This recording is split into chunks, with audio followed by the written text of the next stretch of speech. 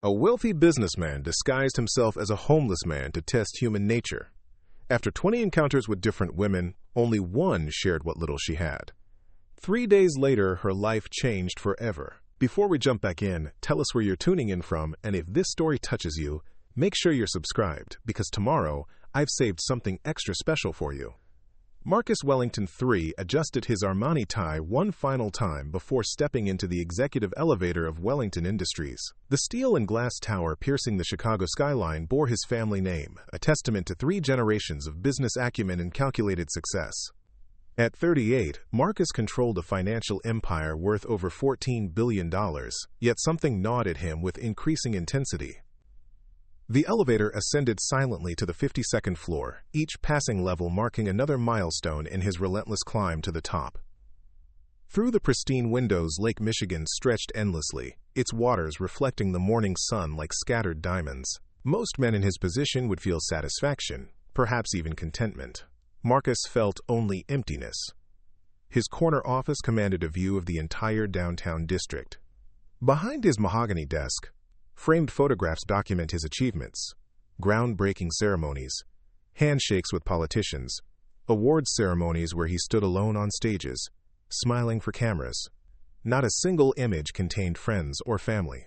The photographs told the story of a successful man, but a solitary one. Dr. Patricia Hamilton, his longtime therapist, had posed a question during their last session that refused to leave his thoughts. When did you last experience genuine human connection, Marcus? Not a business transaction, not a calculated interaction, but authentic human kindness? He'd been unable to answer. The intercom buzzed softly. "Mr. Wellington, your 9 o'clock meeting with the board is ready," came the voice of his assistant, Rebecca. "Thank you. I'll be right there." The boardroom fell silent as Marcus entered. 12 executives, all dressed in variations of expensive suits, straightened in their leather chairs. These were the minds behind Wellington Industries' continued expansion, each earning 7-figure salaries to maximize profits and minimize risks. "Gentlemen, ladies," Marcus began, taking his position at the head of the polished conference table. "Our quarterly reports show continued growth across all sectors. However, I want to discuss something different today." The faces around the table maintained their professional masks, but Marcus detected subtle shifts in posture. Unexpected agenda items made seasoned executives nervous. "I've been considering our corporate social responsibility initiatives," he continued, "specifically how we engage with the communities our success impacts." David Chen, the chief financial officer, cleared his throat carefully. "Marcus, our charitable contributions already exceed industry standards. The Wellington Foundation distributed over $50 million last year alone." "Writing checks isn't engagement, David. It's a transaction." Marcus walked to the window, his reflection ghost-like against the city backdrop. "I want to understand something fundamental about human nature, about genuine compassion versus performing charity." The room remained silent, waiting. "I'm implementing a personal research project. For the next month, I'll be conducting social experiments to observe authentic human behavior when money and status are removed from the equation." Margaret Foster, head of public relations, leaned forward with visible concern. "Marcus, anything involving public interaction carries reputation risks. If someone recognizes you—" "They won't," he interrupted. "I'll be completely disguised. Different appearance, different circumstances. The goal is to experience how people treat someone they perceive as having nothing to offer in return." The executives exchanged glances. In 15 years of working together, they'd never seen their CEO pursue anything remotely resembling social research. "What exactly are you hoping to learn?" asked Robert Mills, the head of operations. Marcus turned back to face the room. "Whether genuine kindness still exists when there's no benefit to the giver. Whether people help others simply because it's right, not because it advances their interests." After the meeting dispersed, Marcus retreated to his office and began planning. He contacted Thomas Rivera, a former detective who now provided discreet security services for Wellington Industries.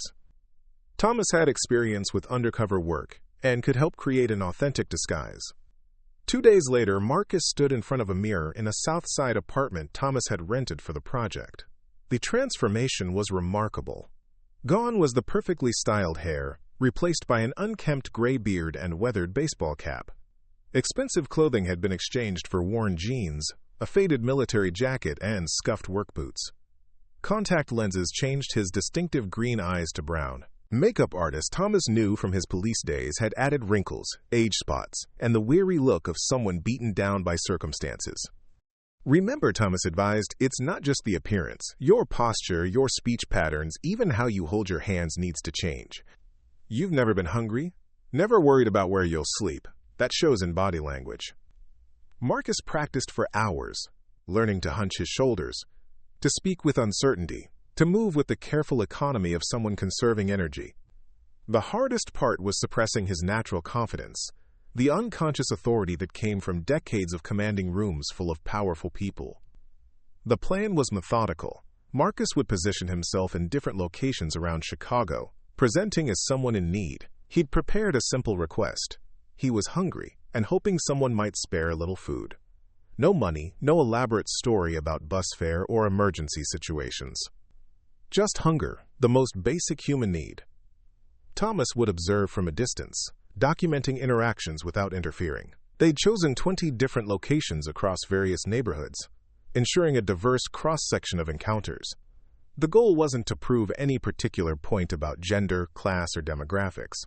It was to find authentic kindness in a world that increasingly seemed to reward self-interest above all else. The first location was Grant Park during lunch hour. Office workers streamed through the area, many carrying takeout bags or eating on benches. Marcus positioned himself near a busy pathway, sitting on the ground with his back against a tree. His stomach churned with nervousness. Despite all his business presentations and high-stakes negotiations, this felt more challenging than anything he'd ever attempted. "Excuse me," he said softly to a woman in a business suit walking past. "I'm really hungry. Do you have any food you could spare?" She quickened her pace without acknowledgement, her phone suddenly requiring intense attention. The pattern repeated with minor variations. Some people ignored him completely, others made brief eye contact before hurrying away. A few offered verbal sympathy but no tangible help. One man told him about a shelter across town, providing directions but no immediate assistance. By the end of the first day, Marcus had approached 15 different people at the park. Not one had offered food. The second location was outside a popular coffee shop in Lincoln Park. Marcus watched customers emerge with elaborate drinks and pastries, their disposable income evident in every transaction. He approached carefully, having learned to read body language better after the previous day's failures. "Ma'am, I haven't eaten since yesterday. Could you spare anything?" The responses varied, but the outcome remained consistent. Shakes of the head, claims of having no cash, suggestions to contact social services. One woman actually stepped back as if his poverty might be contagious. 3 more locations yielded similar results. Each rejection stung differently, not because Marcus needed the food, but because he was witnessing something troubling about human nature. These weren't cruel people. Many seemed genuinely sympathetic, but sympathy without action felt hollow. On the 4th day, Marcus positioned himself outside a university dining hall. College students, he reasoned, might be more naturally generous, less hardened by years of urban living. The results disappointed him further. Students with meal cards and pocket money walked past his quiet requests without pause. A few took photos, apparently finding his situation amusing enough to document. By the end of the first week, Marcus had approached over 60 people across 7 different locations. The closest he'd come to success was a teenager who'd given him directions to a nearby McDonald's, suggesting he ask for their charity program. Each evening, Marcus returned to his penthouse feeling increasingly disconnected from the world he thought he understood. The city that had made him wealthy revealed itself as a collection of individuals too busy, too suspicious, or too indifferent to help someone in obvious need. Thomas documented everything meticulously: locations, times, demographics, weather conditions, specific responses. The data painted a stark picture of urban isolation. Marcus began to understand that his wealth hadn't just given him comfort and security. It had insulated him from the reality most people experience daily, a world where asking for help was met with suspicion rather than compassion. Preparing and narrating the story took us a lot of time, so if you are enjoying it, subscribe to our channel. It means a lot to us. Now back to the story. The experiment was teaching him something profound about human nature, though not what he'd expected to learn. Instead of discovering hidden reserves of kindness, he was confronting the uncomfortable truth that genuine generosity might be far rarer than he'd hoped. As he prepared for the second week of his research, Marcus wondered if his therapist's question had been more prescient than either of them realized. Perhaps the absence of authentic human connection in his life reflected something broader about society itself. Perhaps everyone, rich and poor alike, had learned to protect themselves first and help others only when convenient. The answer to that question would come from an unexpected source, in an encounter that would challenge everything Marcus thought he knew about human nature, wealth, and the true value of compassion. The second week brought new locations and fresh disappointments. Marcus had refined his approach, learning to read the micro-expressions that preceded rejection. The slight tightening around the eyes, the imperceptible shift away, the sudden urgency to check phones or watches. He'd become fluent in the language of polite dismissal. Northwestern University's campus offered a different demographic. Young professionals grabbing coffee between classes. Graduate students with limited budgets but theoretical understanding of social justice. Marcus positioned himself near the library steps, watching the morning rush of academic life unfold around him. "Excuse me, I'm really struggling today. Do you have any food you could share?" Dr. Sarah Mitchell, a sociology professor carrying a stack of papers and a breakfast sandwich, paused mid-stride. For a moment, Marcus thought he'd found someone different. Her eyes showed recognition of his humanity, genuine concern. But then she glanced at her watch. "I'm sorry, I'm late for a lecture on social inequality. There's a campus food pantry in the student center basement. They open at noon." She hurried away, leaving Marcus with the bitter irony of being dismissed by someone about to teach others about helping the disadvantaged. The pattern held across 12 more encounters that morning. Students carrying expensive laptops and designer backpacks, professors with tenure and comfortable salaries, all too busy or cautious to spare a granola bar or apple. Marcus moved to Millennium Park for the afternoon. Tourism season brought visitors from around the world, people in vacation moods who might be more generous than the jaded locals. He sat near the bean sculpture, watching families pose for photos and couples share ice cream. A group of women from a suburban book club approached, their conversation mixing literary analysis with gossip about mutual friends. Marcus recognized the type from charity galas, well-meaning people who cared about causes in the abstract but rarely engaged directly. "Ladies, I haven't eaten since yesterday. Could anyone spare a little food?" The group's dynamic shifted instantly. Jennifer Walsh, clearly the unofficial leader, stepped protectively in front of her friends. "We don't carry cash," she said firmly, though Marcus hadn't asked for money. "I'm not asking for cash, just some food if you have any. There are proper channels for assistance. You should contact social services." The group moved away quickly, their charitable discussions replaced by whispered concerns about safety and the proper way to handle such encounters. Marcus understood that their discomfort came from good intentions, but good intentions without action felt increasingly meaningless. The afternoon brought similar results at Navy Pier. Tourists with carnival food and expensive dinners planned for later proved no more generous than locals. A family from Ohio gave him detailed directions to 3 different homeless shelters, earnestly helpful while keeping their funnel cakes firmly in hand.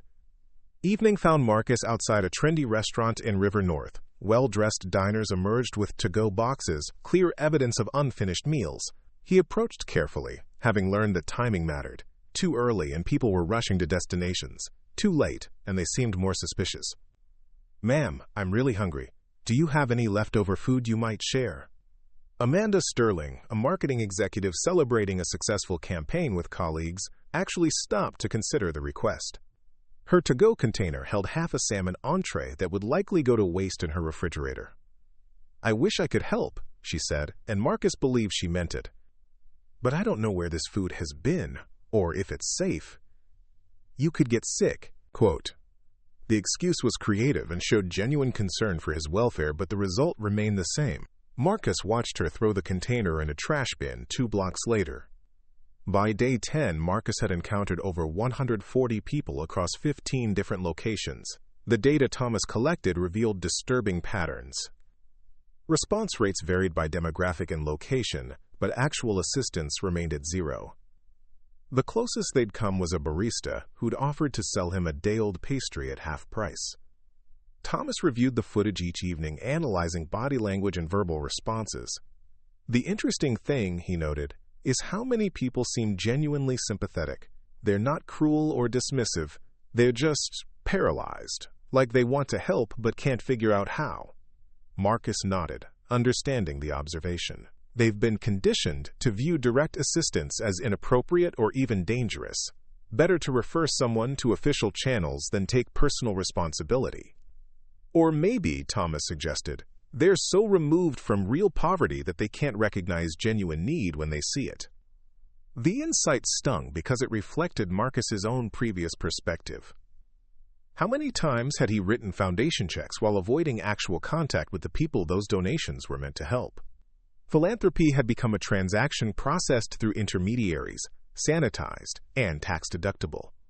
Week 3 introduced more challenging locations.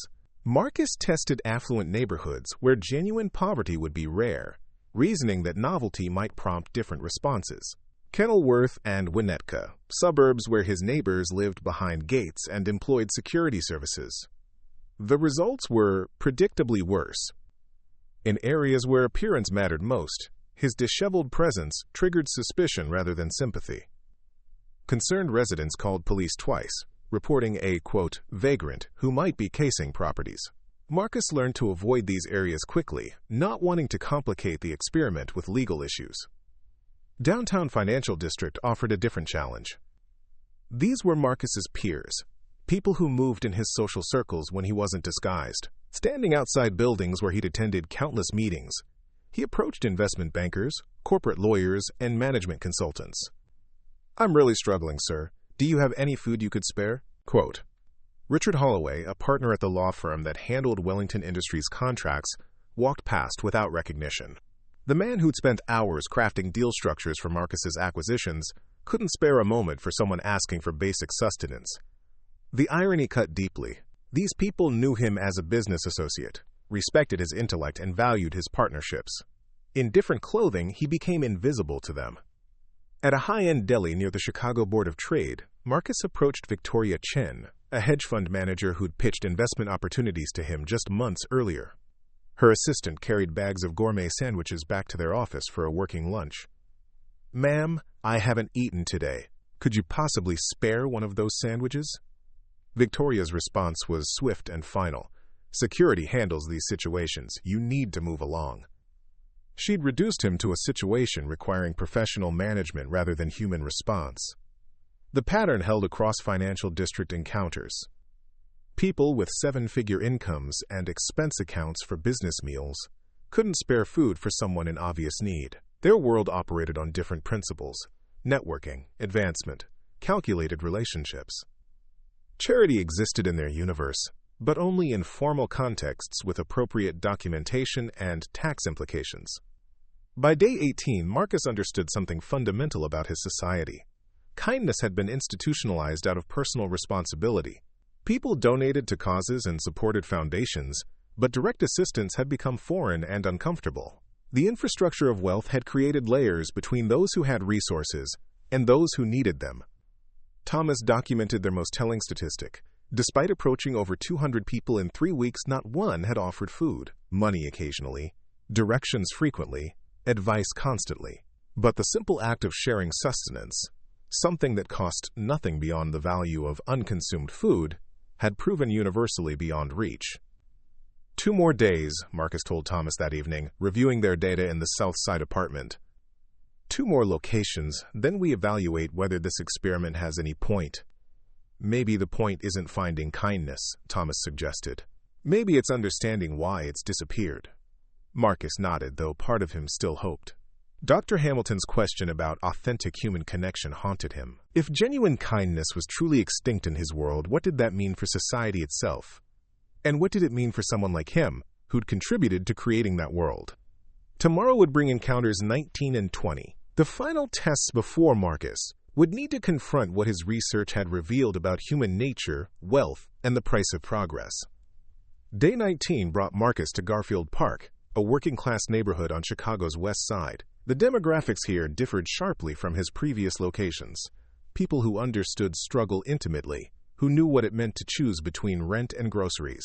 If kindness existed anywhere, logic suggested it might be found among those who'd experienced genuine hardship. The morning yielded familiar disappointments. Single mothers rushing to minimum-wage jobs, elderly residents on fixed incomes, teenagers heading to community college, all too focused on their own survival to spare resources for a stranger. Marcus understood their responses differently now. These weren't people choosing selfishness over generosity. They were people protecting what little they had. By afternoon, Marcus felt the weight of 3 weeks' failure. The experiment had answered Dr. Hamilton's question about authentic human connection in the most discouraging way possible. Perhaps his wealth hadn't just isolated him from genuine relationships. Perhaps those relationships no longer existed in any meaningful way. Thomas suggested one final location, the bus stop outside Chicago Community Hospital. Healthcare workers, he reasoned. People who chose careers dedicated to helping others. If anyone still believes in direct assistance, it might be them. Marcus positioned himself on a bench near the hospital entrance as the evening shift change began.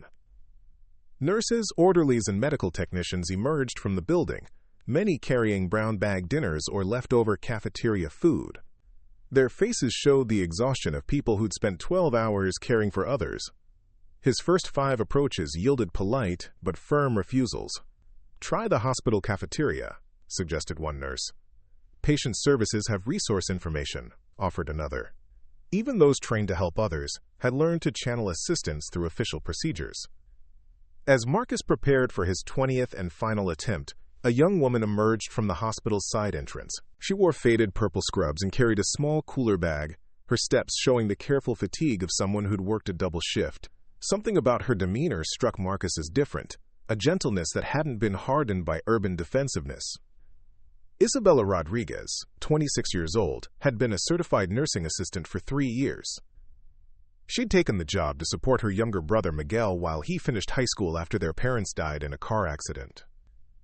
Every penny mattered in their small apartment, but Isabella had never learned to walk past someone in obvious need. "Excuse me, miss," Marcus said softly as she approached the bus stop. "I'm really hungry. Do you have any food you could spare?" Isabella stopped, her dark eyes meeting him without the usual mixture of guilt and suspicion he'd grown accustomed to seeing. She studied his face for a moment, not assessing threat level or calculating inconvenience, but simply seeing him as a person. "You look really tired," she said gently. "When did you last eat?" The question caught Marcus off guard. In 3 weeks, no one had asked about his circumstances. They'd given advice, directions, explanations for why they couldn't help, but no one had inquired about his actual condition. "Yesterday morning," he answered, maintaining his character despite being moved by her genuine concern. Isabella nodded, setting down her cooler bag. "I just finished a 16-hour shift, so I packed extra food." She unzipped the bag and removed a wrapped sandwich, an apple, and a small container. "Turkey and cheese, made this morning, and some soup my neighbor brought. It's really good." Marcus stared at the offered food, momentarily speechless. After 200 rejections, someone was finally sharing what they had. But more than that, Isabella was offering these items with a dignity that honored both the gift and the recipient. "I can't take your dinner," he protested, though the words felt foreign after weeks of being turned away. "It's okay," Isabella smiled. "I always pack too much anyway. Miguel says I worry too much about people being hungry." She pressed the items into his hands. "There's a bench around the corner that's usually quiet if you want somewhere peaceful to eat." The simple humanity of the gesture overwhelmed Marcus. This young woman, who clearly had little herself, was sharing freely. No conditions, no referrals to social services, no lectures about proper channels. Just one person helping another because it was right. "Thank you," he managed, his voice rougher than he'd intended. "This means more than you know." "We all need help sometimes," Isabella replied, shouldering her bag. "Take care of yourself, okay?" As she walked toward the bus stop, Marcus remained frozen, holding the food she'd given him. The sandwich was wrapped in reused aluminum foil. The soup container was from a discount store. The apple showed a small bruise. These weren't luxury items casually discarded. They represented genuine sacrifice from someone who understood hunger personally. Thomas approached cautiously from his observation point, recognizing that something significant had occurred. "That was different," he said quietly. Marcus nodded, unable to speak immediately. The young woman's kindness had shattered something inside him. Not his disguise or his experiment, but his cynicism about human nature itself. That evening, Marcus returned to his penthouse but couldn't bring himself to remove the disguise immediately. He sat in his living room, still holding Isabella's food, processing what had happened. After encountering hundreds of people over 3 weeks, only one had responded with immediate, unconditional generosity. The next morning, Marcus instructed Thomas to investigate Isabella Rodriguez thoroughly but discreetly. Within hours, he had a complete picture. A young woman supporting herself and her brother on a CNA's salary, living in a one-bedroom apartment in Pilsen, taking night classes to become a registered nurse while working full-time at the hospital. Her financial situation was precarious. Behind on rent, using public transportation because she couldn't afford car payments, shopping at discount groceries and food pantries. Yet she'd given away what might have been her only meal until the next paycheck. "She's exactly what you were looking for," Thomas observed, reviewing the file. "Someone who gives without expectation of return, who shows kindness when she has every reason to protect what little she has." Marcus stood at his office window, looking down at the city where Isabella was beginning another shift at the hospital. The question is what to do about it. Unlike his previous philanthropic efforts, writing a check felt inadequate.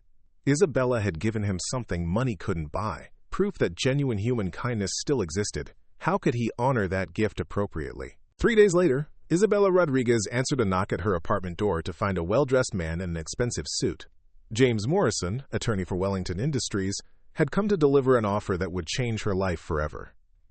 "Miss Rodriguez, my client would like to speak with you about a recent act of kindness you showed to someone in need."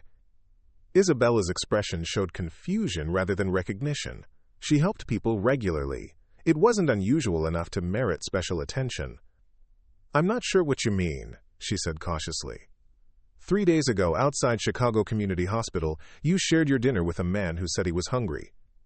Understanding dawned in Isabella's eyes, followed by concern. "Is he okay? Did something happen to him?" The question revealed everything about her character. Her first thought wasn't about herself or why an attorney was asking questions. She was worried about a stranger she'd helped. "He's fine," James assured her. "In fact, he'd very much like to thank you properly. Are you familiar with Marcus Wellington?" Isabella shook her head, the name meaning nothing to her. "Perhaps you'd be willing to meet him for dinner tomorrow evening. He has a proposition that might interest you." The next evening, Isabella sat across from Marcus Wellington in his office conference room, still wearing her hospital scrubs because she'd come directly from work. The man facing her bore no resemblance to the disheveled stranger she'd helped, but his eyes were unmistakably the same. "You were the hungry man," she said softly, pieces falling into place. Marcus nodded. "I was conducting an experiment, testing whether genuine kindness still existed in our society. In 3 weeks, I approached over 200 people asking for food. You were the only one who said yes." Isabella processed this information quietly. "Why were you testing people?" "Because I'd lost faith in human nature. I'd begun to believe that wealth and status were the only things that motivated people to be kind." Marcus leaned forward. "You proved me wrong, and I'd like to honor that." He outlined his offer: full nursing school tuition, a guaranteed position at Wellington Medical Center when she graduated, and immediate assistance with her and Miguel's living expenses. The scholarship would be established in her name to help other healthcare workers advance their education. "I don't understand," Isabella said slowly. "I just shared my dinner. People do that every day." "No," Marcus replied firmly. "They don't. That's exactly what I learned. You gave when you had very little, expected nothing in return, and showed dignity to someone you thought had even less. That's rare enough to be revolutionary." Isabella's transformation began quietly. She moved with Miguel to a safe neighborhood where he could focus on his studies without worrying about gang recruitment. Her nursing program accelerated with private tutoring and dedicated support. Within 2 years, she graduated with honors, and began working at Wellington Medical Center's pediatric unit. The Isabella Rodriguez Scholarship Fund now supports 50 healthcare workers annually in their educational advancement. Each recipient must demonstrate not just academic potential, but a commitment to serving others with dignity and compassion. Marcus's experiment had taken an unexpected turn. Instead of proving human nature's decline, it had revealed kindness in its purest form. One young woman's simple act of sharing had restored his faith in humanity and created opportunities for countless others. The scholarship selection process became highly competitive, attracting applicants from across the Midwest. Each candidate underwent rigorous evaluation, but the final criterion remained simple: demonstrated compassion in action. Review committees looked for evidence of selfless service, moments when applicants had helped others despite personal cost or inconvenience. Dr. Patricia Hamilton observed remarkable changes in Marcus during their continued sessions. The man who had once described feeling disconnected from humanity now spoke passionately about healthcare initiatives and educational opportunities. His therapy focus shifted from personal emptiness to purposeful engagement with social challenges. "The experiment changed me as much as it changed Isabella's life," Marcus confided during one session. "I discovered that wealth without compassion is just accumulation, but compassion without resources to act on it can be equally frustrating." Wellington Industries' corporate culture began reflecting these insights. Employee volunteer programs expanded beyond token participation to meaningful community engagement. The company started measuring success not just in quarterly profits, but in social impact metrics. Board meetings included reports on lives improved alongside revenue projections. Miguel Rodriguez graduated valedictorian from his high school, earning full scholarships to 3 universities. He chose pre-med at Northwestern, inspired by watching his sister's transformation and the difference healthcare workers made in their community. Isabella's sacrifice had created opportunities she never could have imagined when she was working double shifts to keep them housed and fed. The Wellington Medical Center became a model for compassionate healthcare delivery. Isabella's leadership in pediatric nursing emphasized treating not just medical conditions, but whole families facing crisis. Her team developed protocols ensuring that financial stress never prevented children from receiving necessary care. They established family support services, recognizing that medical problems often reflected broader social challenges. Marcus began conducting quarterly visits to the scholarship recipients, not as a distant benefactor, but as someone genuinely interested in their progress and challenges. These conversations provided insights that formal reports couldn't capture. He learned about systemic barriers facing healthcare workers, the emotional toll of caring for others while struggling personally, and the innovative solutions emerging from those closest to problems. One particularly moving encounter involved Carmen Martinez, a scholarship recipient working in emergency medicine. She'd grown up in the same neighborhood as Isabella, understanding intimately how financial stress complicated medical care. Carmen used her position to connect uninsured patients with resources, creating informal networks of support that supplemented official assistance programs. Isabella's example shows us that kindness is contagious, Carmen explained to Marcus during one of his visits. When someone treats you with dignity when you're struggling, you remember that feeling. You want to pass it forward. The ripple effects extended beyond individual success stories. The scholarship program inspired similar initiatives at other medical institutions. Healthcare administrators across Chicago began recognizing that supporting their workers' advancement created better patient outcomes and more stable staffing. Investment in compassion proved profitable in unexpected ways. Isabella's own journey continued evolving. She pursued a master's degree in healthcare administration, funded through advanced scholarship provisions Marcus had established. Her thesis focused on integrating social services with medical care, demonstrating how addressing patients' basic needs improved health outcomes while reducing costs. The research attracted national attention, leading to speaking engagements at medical conferences and healthcare policy forums. Isabella found herself advocating for systemic changes that could help millions of families avoid the struggles she and Miguel had experienced. Her voice carried authority because she spoke from lived experience rather than theoretical knowledge. Marcus's annual report to the Wellington Industries Board now included detailed updates on the scholarship program's impact. The numbers told an impressive story. 127 healthcare workers had completed advanced education.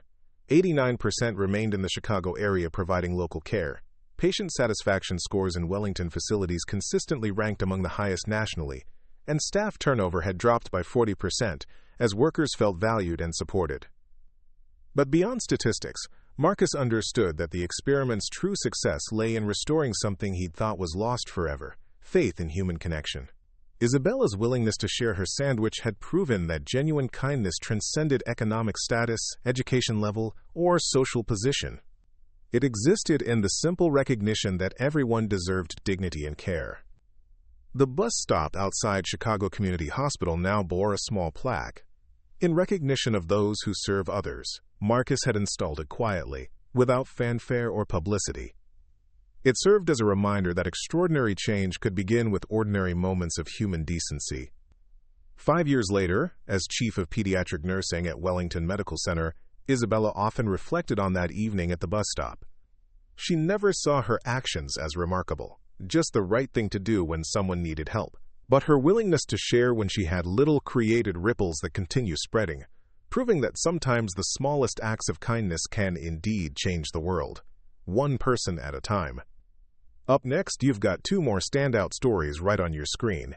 If this one hits the mark, you won't want to pass these up. Just click and check them out.